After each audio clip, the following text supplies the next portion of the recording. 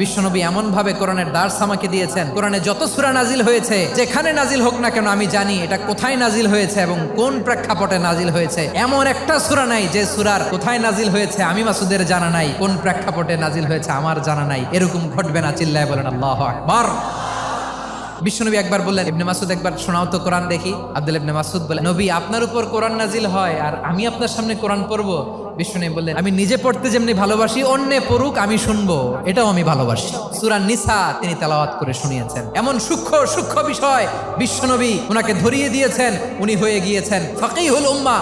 ওনার চাইতে বড় ফকি এই পৃথিবী আর দেখবে না। উনি বিশ্বনবী সবার কাছে কোরআন শোনায়, কিন্তু বিশ্বনবী নিজে মাসুদের, আব্দুল্লাহ ইবনে মাসুদের কাছ থেকে কোরআন শুনতো। ওমরে ফারুকের সময় কুফার বিচারপতি ছিলেন, তাহলে উনাকে বিশ্বনবী বানিয়েছেন আইনবিদ, ফাকিহ। হিউম্যান রিসোর্স ডেভেলপমেন্ট কিভাবে করবেন, মানব সম্পদের উন্নয়ন কিভাবে করতে হয়, কিভাবে যার যেখানে প্রতিভা কাজে লাগাতে হয় উনি দেখিয়েছেন। সুবহানাল্লাহ পড়বেন না?